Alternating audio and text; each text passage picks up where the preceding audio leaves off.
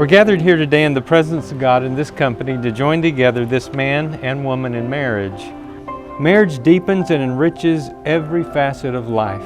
It keeps no record of wrongs, and it does not relish evil, but rejoices in the truth.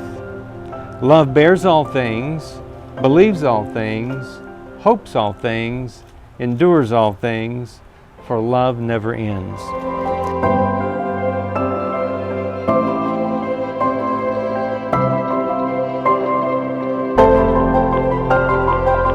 The Lord lift up His countenance upon you and give you peace every day of your lives.